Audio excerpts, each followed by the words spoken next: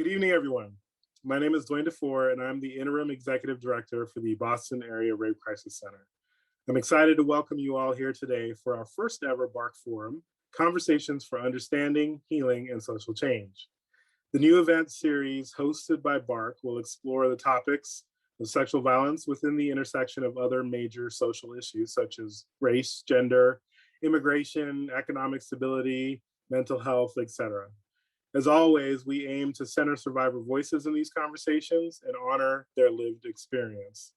Conversations like these are important to me on a personal and professional level. Early in my career, I actually worked as a medical advocate, and I also did hotline work, and I saw firsthand the impact sexual violence has on all aspects of our lives. For the past 25 years, in fact, I've dedicated my work to addressing these intersecting issues, such as anti-racism, redefining masculinity, restorative justice, gender violence prevention, consent, sexual health, etc.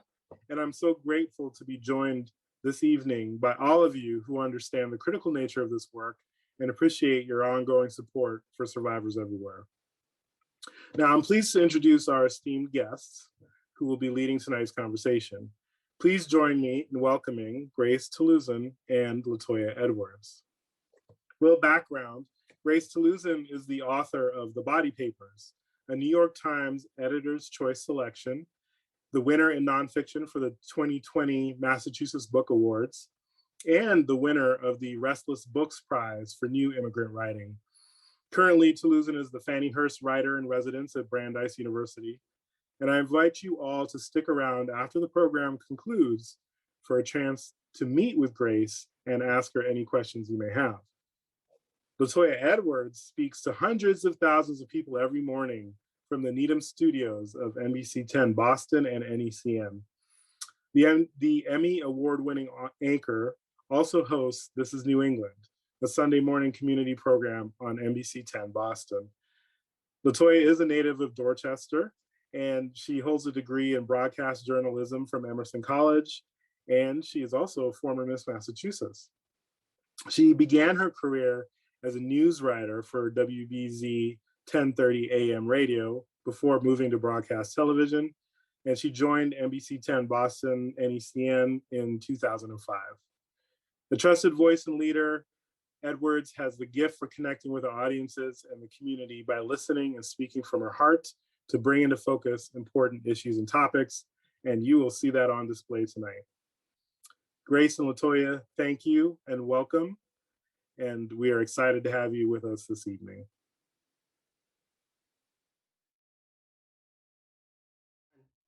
Thank you, Dwayne. Thank you so much for that beautiful introduction. I'm so happy to be here this evening, so happy to be with all you. Thank you for being a part of this special and a really important conversation. And I'm absolutely thrilled to introduce you to officially Grace Toulousan.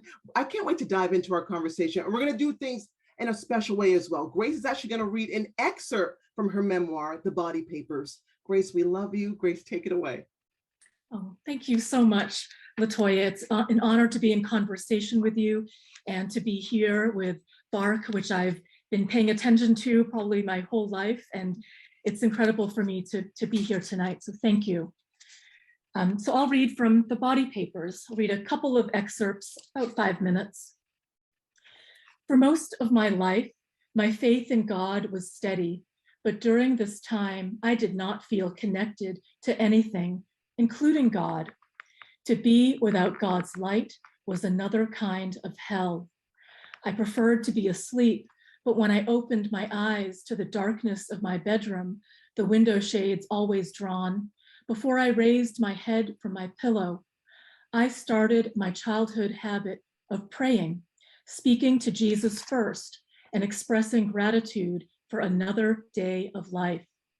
But during this depressive episode and others like it that followed, I was deeply disappointed to find myself still alive.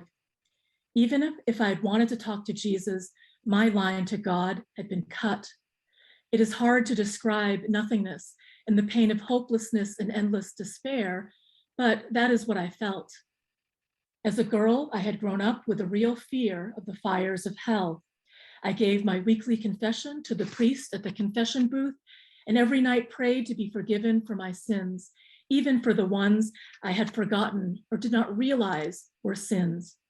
I did not want to die with a sin on my soul and be vanquished to hell or languish in purgatory. I came to the conclusion that hell was not hot, but cold. It was not an active, fiery landscape, but this, me under my musty and damp bed covers, alone and without faith that there was anything good in this world to stay alive for. I'll read another brief passage. During the years the abuse was happening, I knew implicitly how dangerous it was to tell on my grandfather. A story could get you killed. Whether you were the person the story was about or even the storyteller. My parents would often tell me to be careful of what I said because even the walls have ears.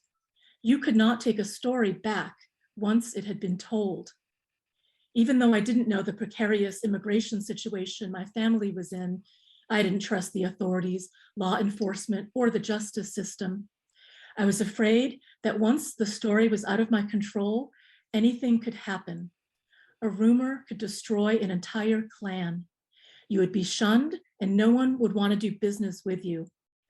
I knew that my story was not mine alone, but that it would impact my blood relations too. It was the only way I could feel powerful at the time, to know that I had the power to tell a story and to choose to withhold it. Okay, so I'm going to read from a section that I very rarely read from. It's not explicit, but I only read it in spaces where there's other, I'm certain there's other survivors, and I'm talking to a particular audience. This is what happened and happened and happened. I was 7 and he was 70. I was 8 and he was 71. I was 9 and he was 72. I was 10 and he was 73. I was 11 and he was 74. I was 12 and he was 75. I was 13 and he was 76. There is no paper trail to document what happened to my body, and I don't remember all of what happened. The sexual assaults spanned 7 years with such consistency and frequency that I was not present for all of it. I doubt I'd still be alive if I hadn't found a way to escape. Thank you. Oh, I wish I could literally hug you. Feel my hug coming through right now to you. Thank you. Oh, okay. We're taking a breath and we're now going to dive into this conversation because, as you said, this audience in particular, you're in community right now, and it's such a safe place to talk, and you've written something that needs to be shared and shared again. So let's spread the word and really spread the message.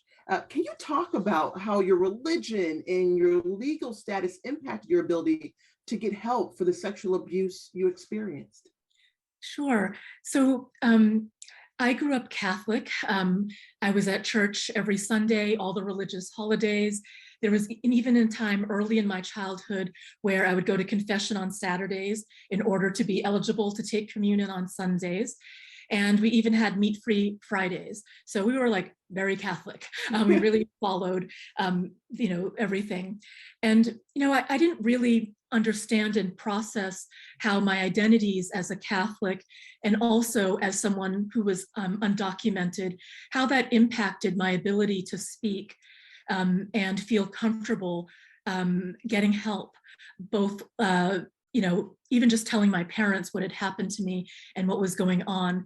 It really, those kinds of, it's an incredible question that actually no one has asked me before in the many, many interviews and events I've done. And so, I'm grateful for the question, but it's something that I definitely worked out later and understood later. And I think that, as a Catholic in particular, that was, a lot of things were reinforced, whether I was meant to take in these ideas or not.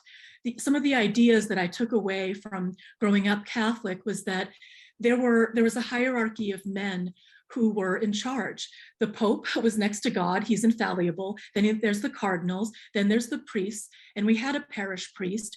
And my parents and lots of other people were very, respectful and reverential to this person. And so was I. And so I learned that there's, we should be especially listening to men who had power, and priests were powerful. And, I listened to the lessons that he taught me that were taught throughout the Catholic Church about honoring your mother and father. I also learned about suffering. And whether I'm supposed to learn this or not, in my brain, I just thought, I'm meant to suffer. And the suffering that I experience is actually for good. Like I can, dedicate my suffering to the souls in purgatory. Like I made up a whole story in my head about why it was okay for me as a child to suffer. So, I'm not saying all Catholics take this away from their experiences, but it's what I had put together. And so it was a way of helping me endure what was happening. I'm a storyteller, I write, and I think that we use narrative to cope. And sometimes the narrative is not correct, it's messed up, but it's a way that we cope. And so I think that's how Catholicism impacted me and my ability to tell. And in terms of being undocumented, I found out later about the time that I told my parents. And it also had another silencing aspect, because I was really afraid of anybody finding out. We did not go to the police. We did not pursue anything legal because we were afraid to interface with the legal system.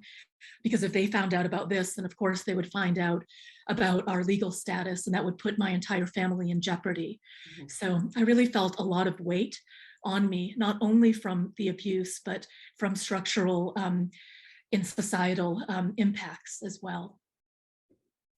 I mean, I'm sitting here and I have so many questions for you. Believe me, a long list here, Grace. But I'm going to veer off the list a little bit because hindsight is 20/20. But when I think about the relationship that you had with your family and the responsibility that you carried at such a young age, how about the apologies? How about it's hard because your parents just wanted, your family wanted to keep you here and keep you safe, and in their mind, keep you in this country is better than enduring. I get it, especially protecting the fact that you were not, your legal status was not solid. So the apologies, and how does that go right now? Because there has to be a feeling inside of you, even if it's not been voiced, that you need that apology, you need that sorry from somebody. Yeah. I'll talk about my immediate family, but then also there's other ways. Like if we can't get what we need from the people around us or the people that we want it from, I think we should seek it from the places we can. Mm-hmm. And so, when in the immediate aftermath, my parents did apologize. I can say, it didn't really mean that much to me. I was like in the midst of all this trauma, and I think they were in their own, way too. But during the process that it took to publish my book, which probably took about 1.5 years from start to finish, it was this opportunity for my parents to find a way to apologize or atone. I didn't ask for them to do that. I didn't even expect them to, but especially my mother, there was a way that she began to be almost in service to me and this book. Like she did all kinds of labor to help set up events for me, to go with me. She's been to almost every event, like physically and then also virtually. So, and she shows up. My father has shown up to some of the events. And there's this way that I feel that was an opportunity for them to show their remorse, as opposed to just saying the words. My mother and my father, to some extent, showed up and sat through these events where I was talking about the impact that this kind of neglect had on me, and what, I'm not going to hear it from my grandfather. He died, a long time ago, and I'm not going to hear it from my father's siblings and extended family, and I just have to let go of that. But I do have to say that even strangers, even people I've met in recovery, like in support groups and in women's center spaces, in other places, even at readings, like those are meaningful to hear people, to have witnesses. Even though it happened a long time ago, there's a way that experiences like this reverberate, they feel almost present, and to have people acknowledge and accept and hear my story, something I wasn't able to talk about, it is meaningful. So for people who can't get an apology from those they most wish it from, I think you can find it in other kinds of places and in other people. I love that. Can you share how you learned about your family's history of violence and abuse and how finding out just that piece of information impacted you? It was very important for me to find out my family's history with violence. One of the aspects of abuse, especially as a child, for me is a feeling of isolation. I am the only one. I am singular and strange. And to find out that, no, I'm within a long line of trauma and cycles of violence, both familial and personal, as well as colonial, because the Philippines, all my relatives have lived through generations of colonialism by the Spanish and the US, and then also war, World War II and other wars. All of these events have impacted the personal, like have like filtered their ways into the family. And so when I saw myself within that context, I didn't feel alone and strange, and I could understand what had gone on, rather than blame myself for something I did to cause abuse, which of course is not right. I realized that my father had been physically abused and mentally abused by his own parents, and his parents were also within a context of war and hunger and poverty and extreme violence, cycles that happened over and over again. And when I learned that, I was determined to find out ways to interrupt that cycle as much as possible. And I was really lucky to be born when I was, and to come across the very important work that mostly women were doing around trauma. Dr. Judith Herman and her work around post-traumatic stress disorder, and all the feminists and other people working together to talk about rape, sexual assault, child sexual abuse, these things that people have denied existing. It was very important, the work that they've done, like it impacted me directly. So, it was helpful for me to understand the context in which I was born into. And I love the fact that you talk about how fortunate you are, because I think part of it is, your story is brutal in a lot of ways. But there are also, you find joy, and you find reasons to have gratitude in your heart, and to offer grace. And so I love hearing you talk about that. You share how the abuse and the trauma you suffered as a child affected every aspect of your life. I mean, again, this memoir is something so powerful, including your relationships, your mental health, your relationship with your own body. Can you talk about those impacts and how they changed you as you grew into adulthood? Yes.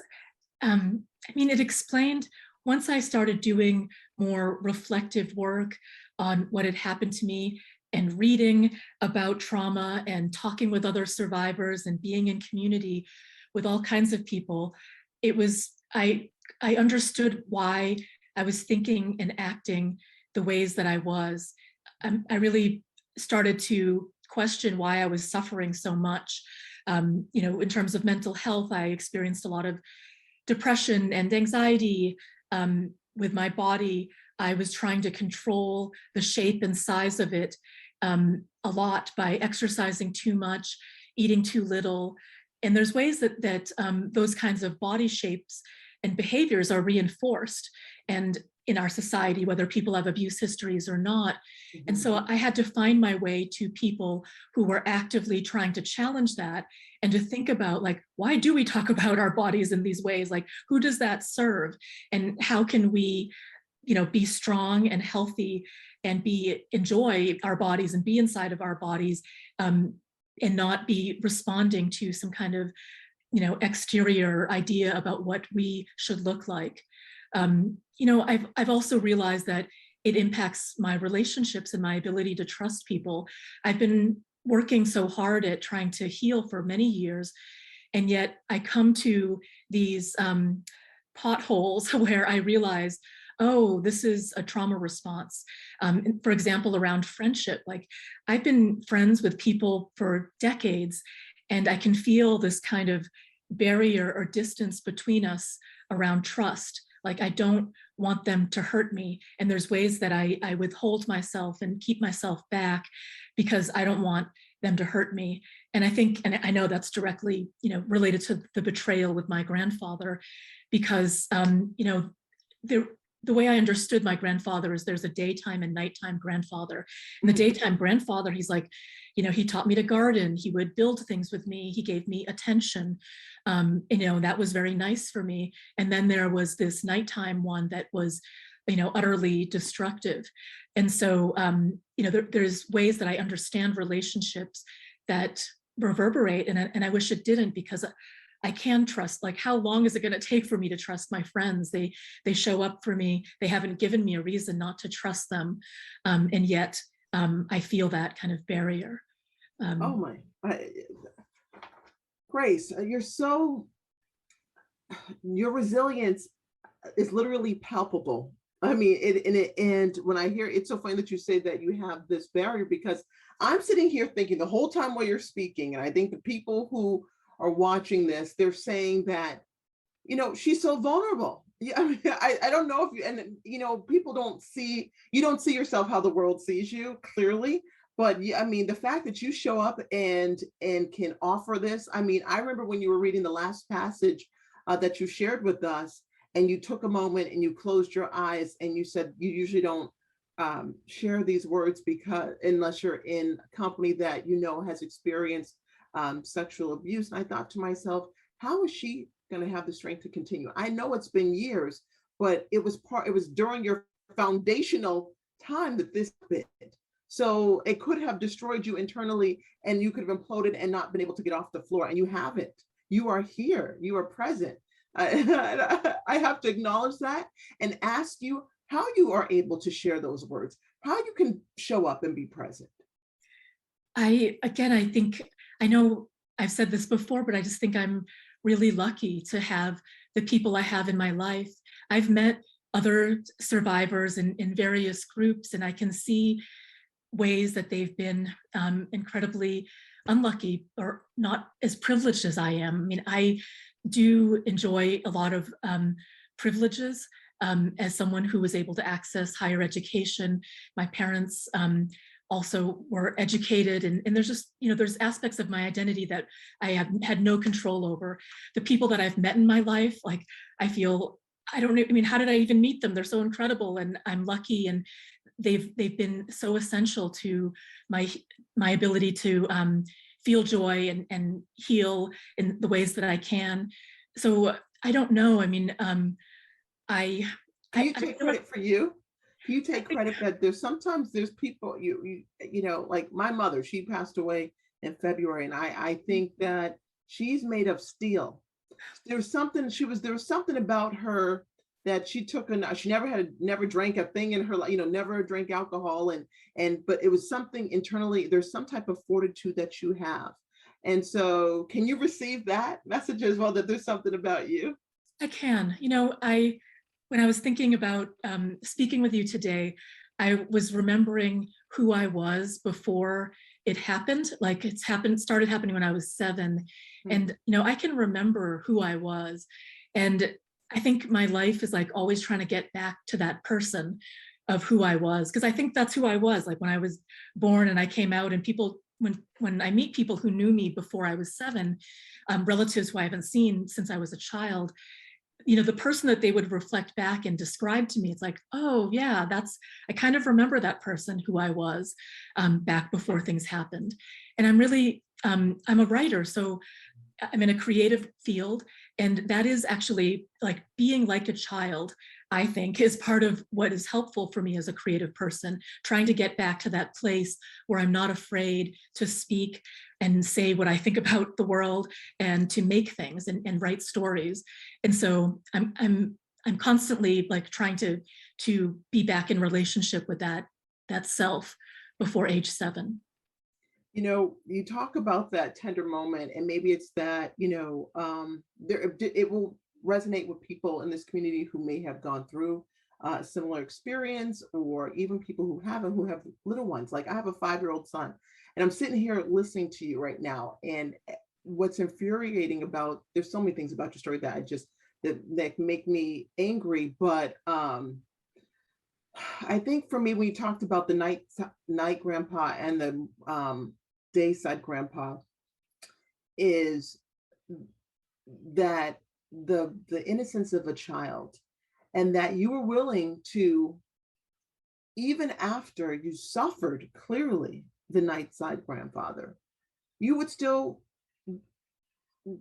try again to have that dayside grandfather. You would still suffer that horror, but then still be willing to go garden, and how do you make sense of that? Because, you didn't run away and cower at 8. I mean, yeah, not that you necessarily could have, but, how did you make sense of that? I guess maybe even looking back now as an adult. Yeah, I think it's about having choices. And I think, we are, as children, so powerless. And we start to get a little bit more power as we get older. Hopefully, we recognize our power. And then eventually I did recognize my power at age 12 when I made it stop. But it took me a long time, because this was my reality. And I had no choice but to make a story about how this all worked. If I understood as an adult, when I encounter pictures of myself at that time, and I let myself sit in the gravity of what, a 7, 8, 9-year-old was holding, it's like unbelievable to me, because it's too much. But I think it speaks to this human spirit and the human desire to survive. People have survived all kinds of things because we have to. We have to survive. And I think that's the creative part of our lives, of our bodies, our brains, like, that know more than us. Like, there's my conscious self, and then there's a part of myself that is fighting every minute, whatever I'm facing, to keep going, to have dignity, and to keep going. Yes. You later learned that cancer runs in your family. Can you talk a bit about your decision to undergo preventive surgeries to remove your breasts, your ovaries, and how that decision was colored by your past experience as a survivor of sexual assault? Thank you.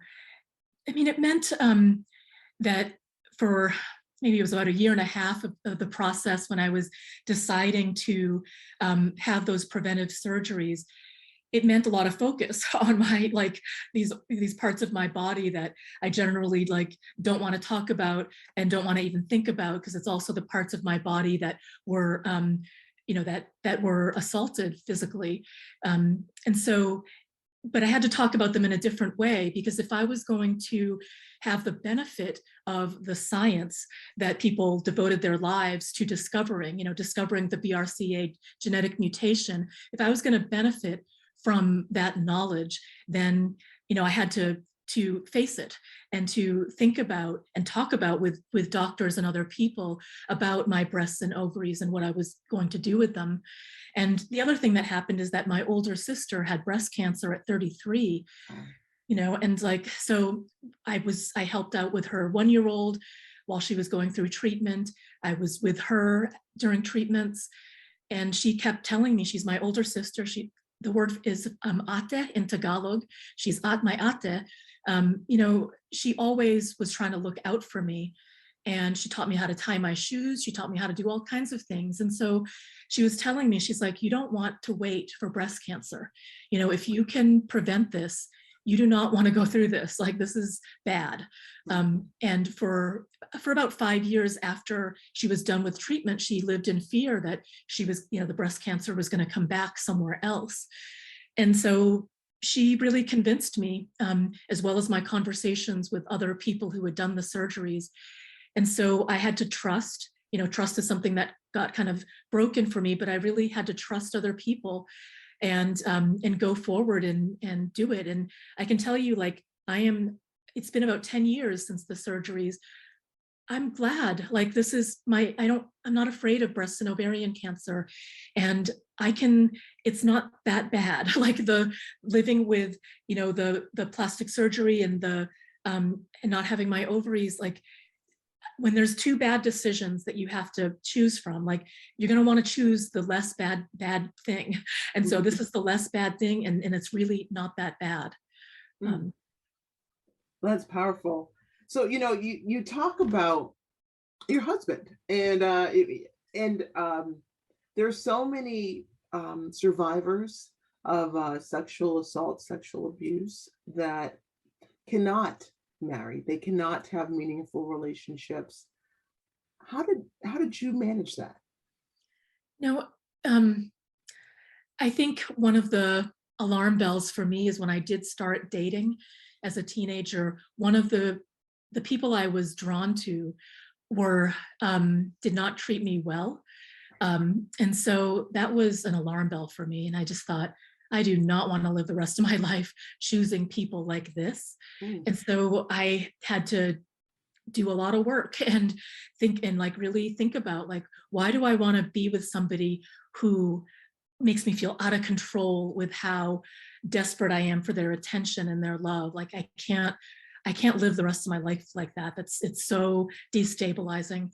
And so I had to do a lot of work and learn to be friends with guys and men, and then slowly start to choose people that were who seemed to genuinely have my best interest at heart. And so I think that's who I ended up with. And even so, it's still hard sometimes, like, to trust. And I think I still ask, like, are you sure you still love me? Like, why would you love me? Like, what, you know? And I think, and I'm glad that I feel comfortable enough to have those kinds of conversations, because there is a part of me that felt so unlovable and didn't know why anyone would want to be with me. But I'm lucky to have married who I married, and he also does a lot of work himself, reflecting and his own, you know, journey with mental health and trying to make sense of his life. So I think I've married the right person. Oh, clearly. To recognize that you are a gem. So I love that. And I know that, speaking of your husband, you and your husband, you returned to the Philippines to visit your family's ancestral home. Can you talk about that decision to make that trip and how that helped you reclaim a lost piece of yourself? Yes, I mean, one of the experiences of immigration is loss. Of course, you gain a lot by going somewhere else. And I've had conversations with my father, thanking him for bringing us to the United States. Like, I am glad I'm here. But that also means there's some loss. And so when my husband and I went to the Philippines for about 6 months, it was incredibly transformative. First of all, I was around Filipinos. Like, I'm used to being the only person, only Filipino, only Asian American, only immigrant, only person of color, whatever way you want to say it. I'm used to that experience. And so to step into a space where there are a lot of Filipinos here, like, that was incredible, you know, and all kinds of Filipinos. Like, Filipinos, we don't even speak the same language. That's how many Filipinos are around me. And that was just, to be there was really great. There's like a part of me that unclenched and relaxed. I didn't have to explain my foreignness. Which is sort of ironic because I was read as foreign. Like, they immediately knew I was American. I tried to dye my hair. I bought clothes there. I tried to pretend I was Filipino. No, people read me as American right away. It was my body language. It was the way I spoke English. It was all kinds of stuff. But, you know, I did feel like I reclaimed something that was lost. And it was an experience of being at home. And we ate the food, the particular kind of tropical sun made my skin a certain color. I mean, there's just all kinds of ways that being in the Philippines, reshaped me. But also I never felt so American. It's this very complicated experience where I wasn't never was American as I was until I was in the Philippines, in another country. Oh, I totally get that. And I have to tell you, and again, for people who are listening, just a reminder, if you don't have the memoir right now, Grace Taluson's memoir, The Body Papers, is like no other. And so I would encourage you to please read it from cover to cover. Let's dive in. Let's go a higher theme a little bit here. How has COVID-19, in your mind, exacerbated the impact of trauma around sexual violence, mental health, especially within the intersection of race, economic justice, and identity? Thank you. The Filipino American community has been disproportionately impacted by COVID-19. I believe Filipino nurses have died at a huge rate, much higher than other populations. And so this, my community in particular has been impacted, but more generally around trauma and these, factors of race and economic justice and identity. Part of the way we protect ourselves from the pandemic is by isolating.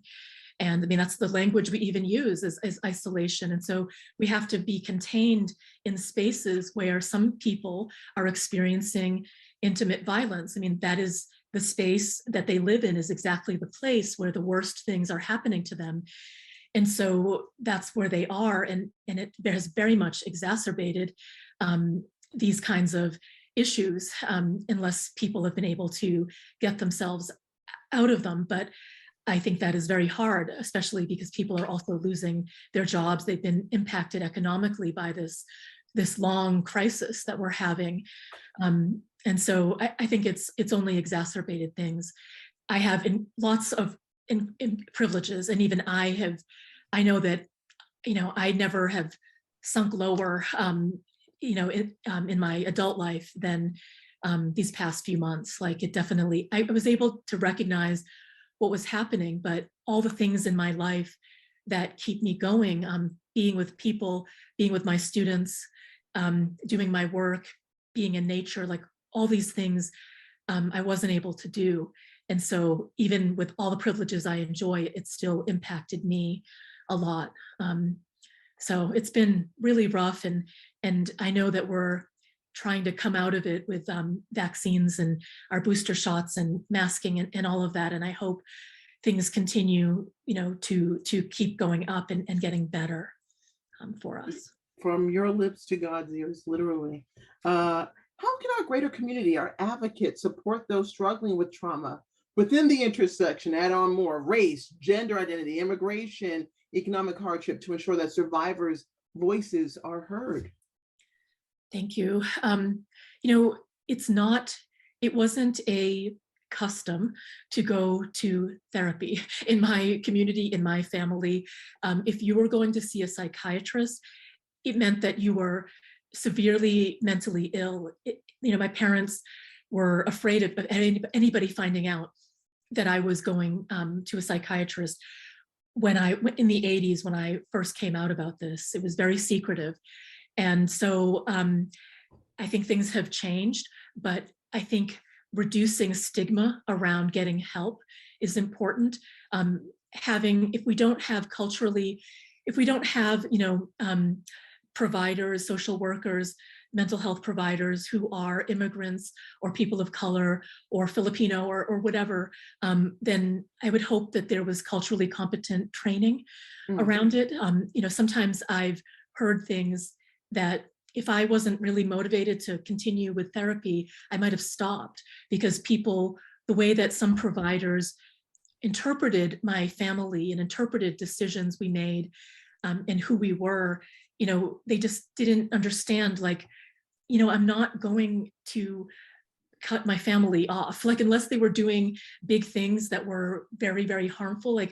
I do want a relationship. It is important for me to stay connected to my family.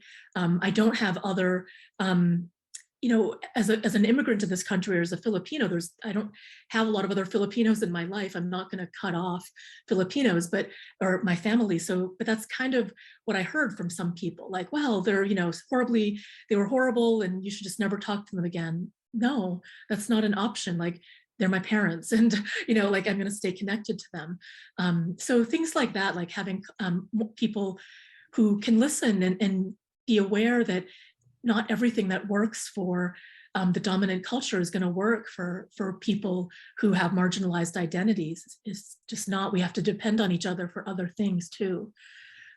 So I think an openness would be important. I love what you said. You put it so just matter of fact, and you speak in a way that it's like, you're hitting me with some really powerful themes, but it's comforting. Yeah, you're maybe just the tone of your voice. It's really powerful. Okay, let's change the energy up just a little bit and bring in some audience questions right now. How about that? So we have a couple right here. I'll move through ones. Let's see if we haven't asked already. One person has sent in, what do you think is needed? And you touched on this a little bit, but what do you think is needed in the Filipino or Filipino American community to open up the conversation about sexual abuse? It is, it's in my community, it's in all kinds of communities, but maybe there needs to be some kind of formal, organized place or space to talk about this. And I know from my one-on-one conversations with readers that people want to talk about it.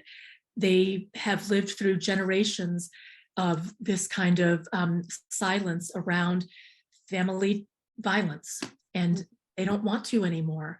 But I think there needs to be folks who are from our community who are doing the work with survivors, because there's generations of us. So I think people need to feel comfortable and that there's going to be something positive that they take out of it.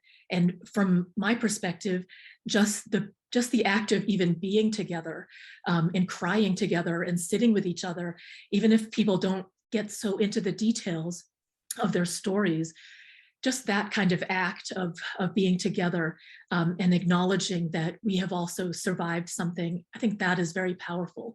So like whatever comfort level people are at, I think we can start, bringing it out and bringing it into the light. There's that quote about, you bring something into the light to burn it, and we can withstand it. We are resilient. Look what we've survived already. We can survive this. And I think this is speaks to the US history. We can talk about histories of enslaved people. We can talk about genocide against Indigenous people. We're strong enough as a country to do it. We don't have to pretend it didn't happen. And we will come out even stronger at the end of it by having those conversations and reckoning with it. People call it bravery, but it's more than that. Like you said, it's a must to have the conversations, because when you literally ignore a segment of the population. You ignore a wound that needs to even be acknowledged. So I love that you say that. Here's another question from our audience right now. This is personal to you. Do you feel like you have fully healed, or is there a persistent part that is still unhealed? Oh my goodness. I will spend, I don't know, I guess I spend the rest of my life, uncovering the layers and layers of healing. And I don't know that this is special to me as someone with a trauma history. Mm-hmm. I think if you want to live a examined life and to understand your place in it and try to do the most good as possible, I think you continue to examine those layers throughout your life. It's an approach to life. No, I think I've healed in ways that were possible, in some big ways. I have a lifetime's worth of work to do to continue this, examining myself and trying to improve and be better in all kinds of ways. Grace, when I was thinking about your memoir, The Body Papers, number one, first and foremost, where'd you get that title from? My friend Joanne Diaz, which I think is like so important to surround yourself with good people, because she gave me that title. And what did it mean specifically to her, to you?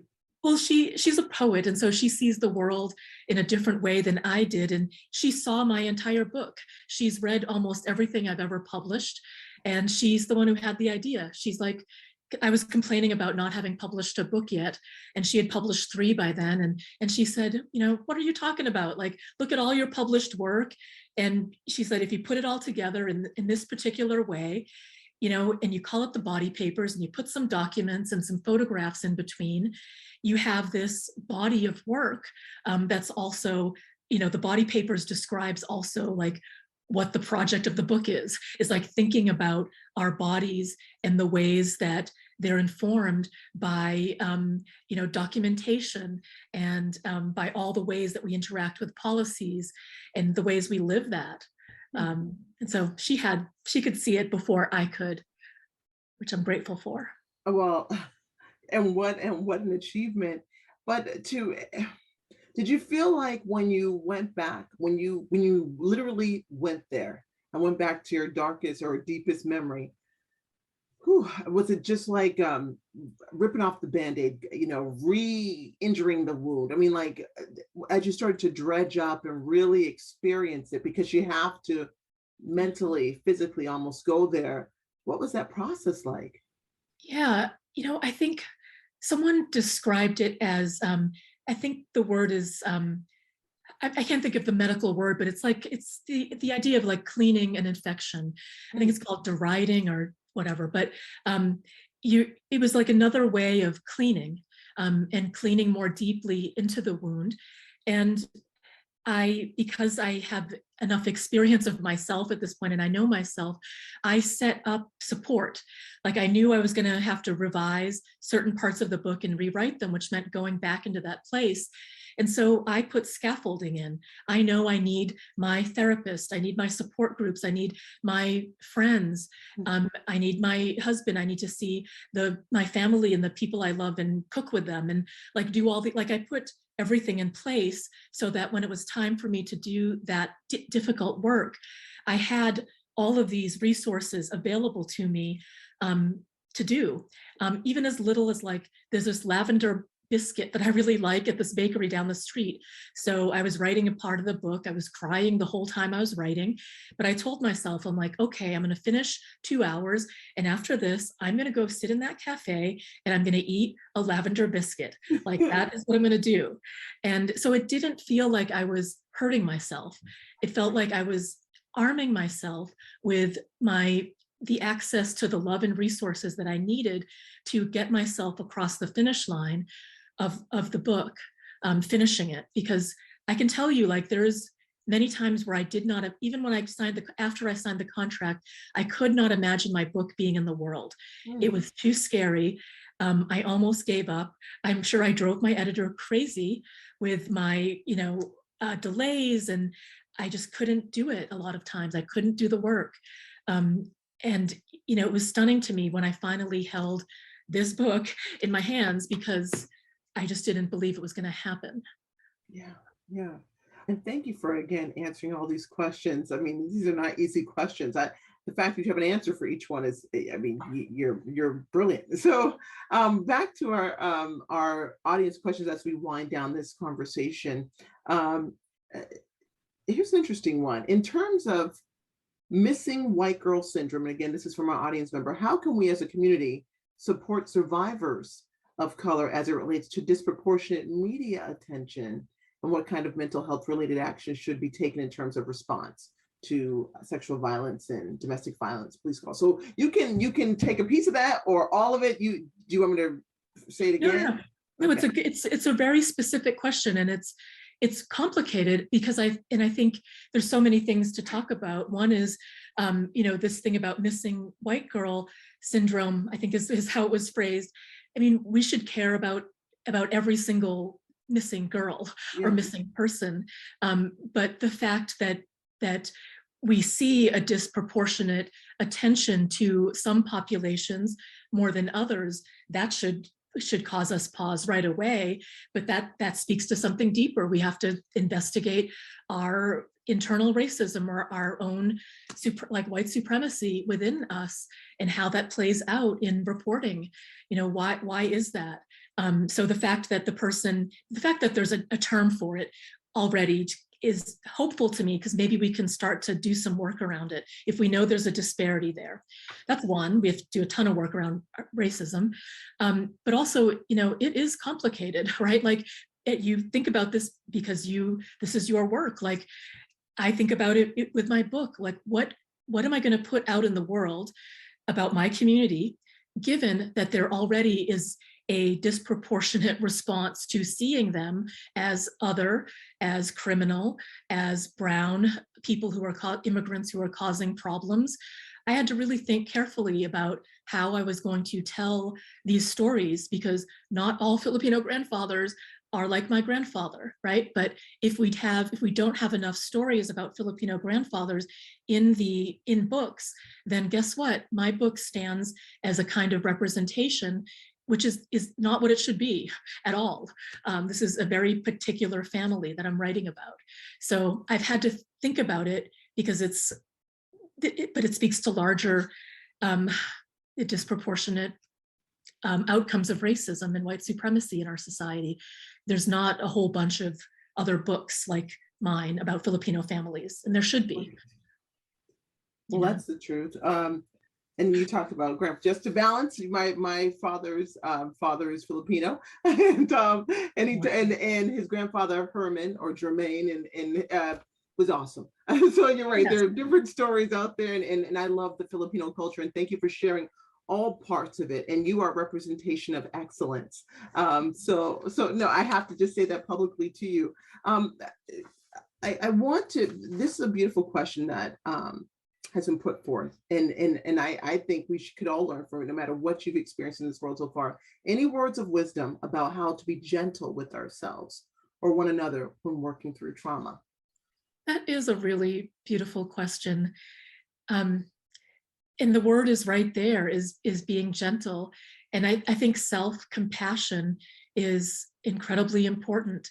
And so I do this is my therapist taught me this. I have to do this probably every day.